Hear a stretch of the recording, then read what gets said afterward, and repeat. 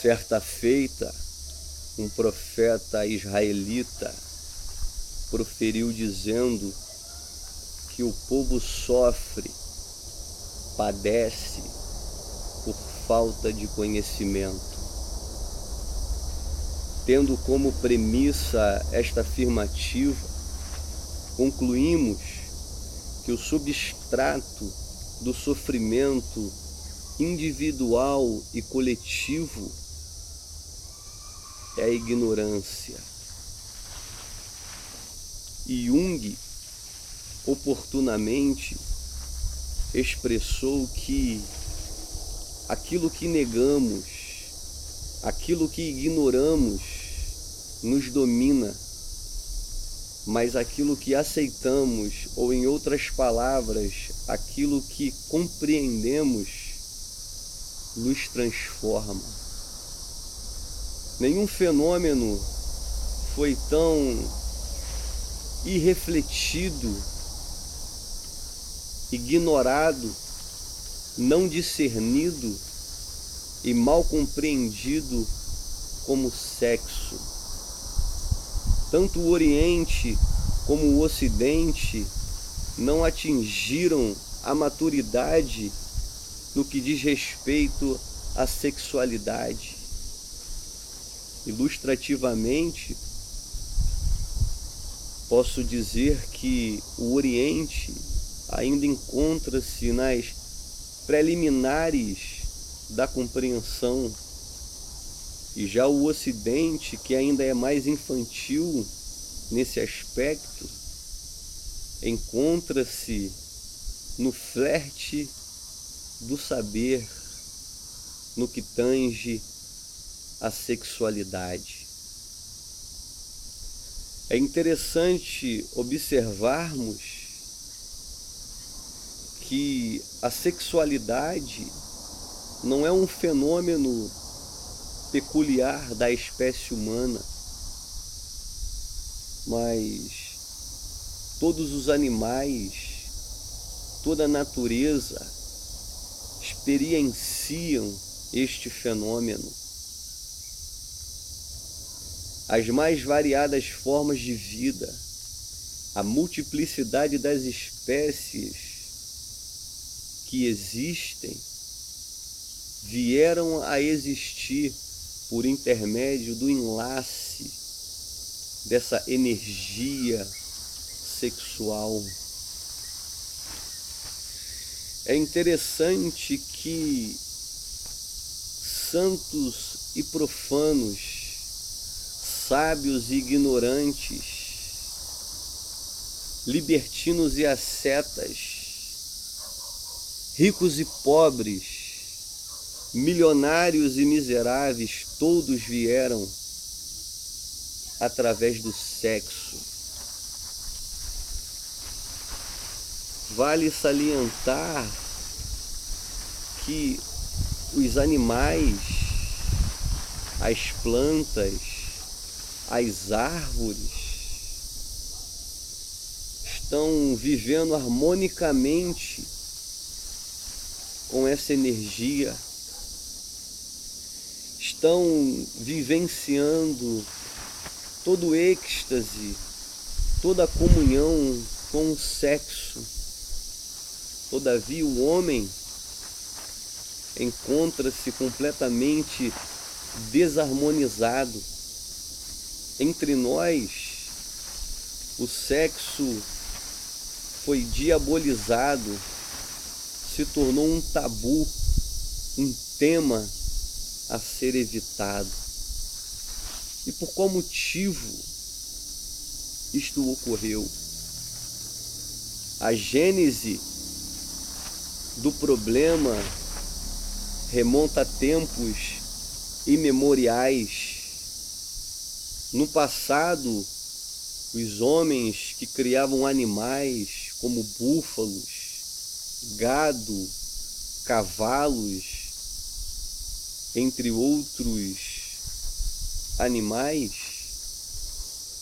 compreenderam que os animais castrados eram facilmente domesticados os animais castrados facilitava a doma,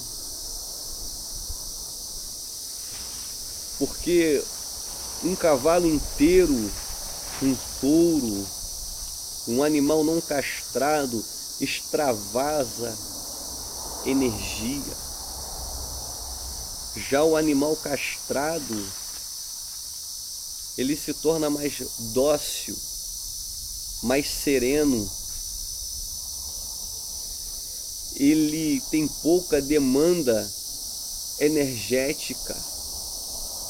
E tal princípio foi aplicado na espécie humana.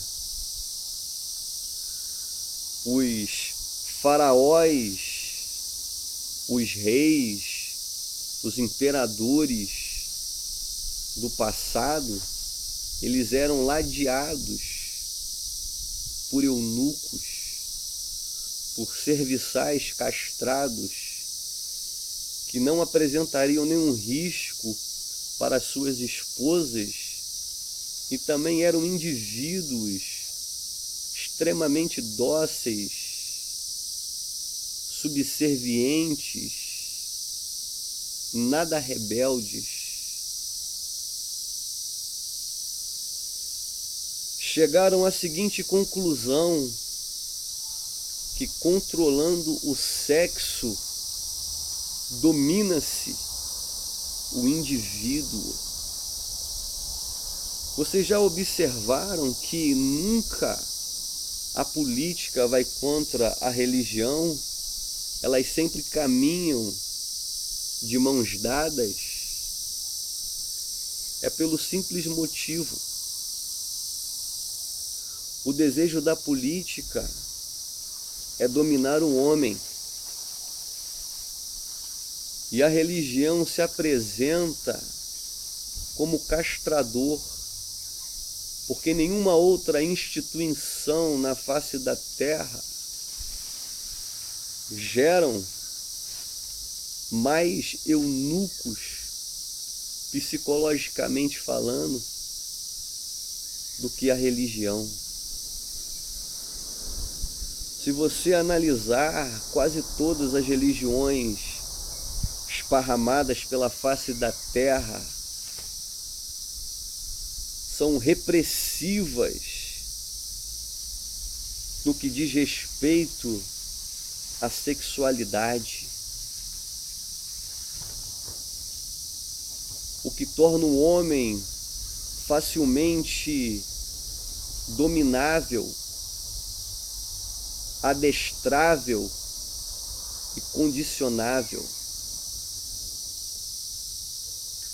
Os pergaminhos do Mar Morto revelaram ao mundo o contexto de uma comunidade judaica que vivia no deserto em meados do 1º século. E eles ficaram conhecidos como essênios. Os essênios eram tão repressivos, sexualmente falando, que os homens, nem no ato de urinar, poderiam tocar em seus membros para não despertar nenhum desejo. Os sacerdotes, se tivesse algum sonho erótico ou alguma poluição noturna, que são eventos involuntários, eram proibidos de exercer as suas atividades sacerdotais por um período de tempo. Entre os islâmicos afegãos, as mulheres usam burca para cobrir todas as partes do corpo, para que as mesmas não despertem nenhum interesse ou desejo sexual. Na maioria das religiões, o sexo só é lícito após o casamento, de modo que qualquer prática fora dessa instância é considerado adultério, relação sexual ilícita. Os religiosos, moralistas e afins que me perdoem, mas na minha compreensão, adultério, conforme o mesmo termo diz, ou nasce da palavra adulterar, é o mesmo que você falsificar o que há de verdadeiro. Em outras palavras, adultério é qualquer prática, é qualquer relação desprovida de amor, de modo que sem amor, nem documentos, cartórios ou rituais religiosos oficializam uma relação. Você pode estar casado há muito tempo, pode ter celebrado as bodas de prata, as bodas de ouro, mas se você se relaciona com a sua esposa sem amor, estás em adultério, pois sem amor nada nos aproveitará. De modo que o único elemento que oficializa de forma harmônica e extraordinária uma relação entre dois indivíduos é o amor. É interessante que 3 fenômenos ocorrem com a repressão sexual. Em primeiro lugar, o homem é facilmente dominado. Em segundo lugar, suscita o sentimento de culpa, porque o homem, por não conseguir controlar as suas demandas interiores, ele se autoflagela psicologicamente falando. Ele vive em desarmonia consigo mesmo, o que desencadeará, segundo a psicanálise freudiana, diversos distúrbios psíquicos que estarão atrelados à repressão sexual. E o terceiro fenômeno que ocorre é que o homem se torna pornográfico. O fruto da repressão é a pornografia. E este evento é peculiar no homem civilizado, porque entre os indígenas, os aborígenes, que lidam com naturalidade com a sua sexualidade e estão climatizados com a nudez, a pornografia não é um fenômeno que prospera ou que surgiu entre eles. Uma revista pornográfica seria objeto de piada entre os tribais. A prostituição, o sexo pago, geraria tamanha estranheza, porque eles lidam com muita naturalidade com suas demandas interiores. O Kama Sutra de Vatsyayana, que para os leigos é um livro pornográfico, ele nos convida a olhar o sexo com mais naturalidade,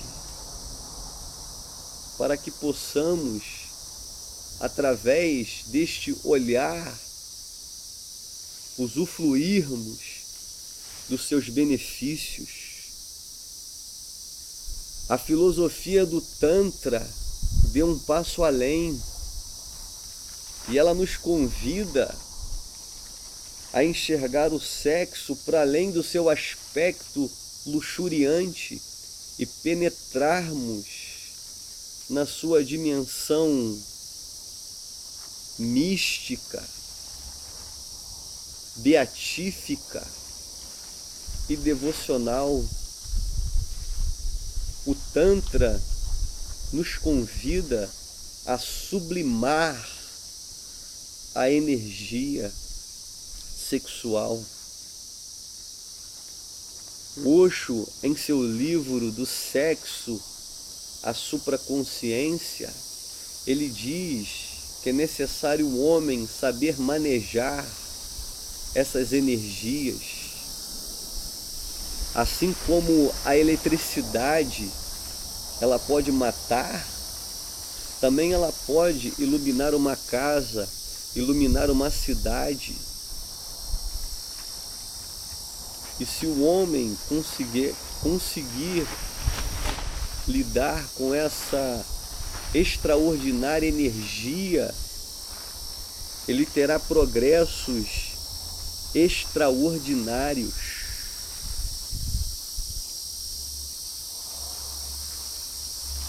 Porque na realidade,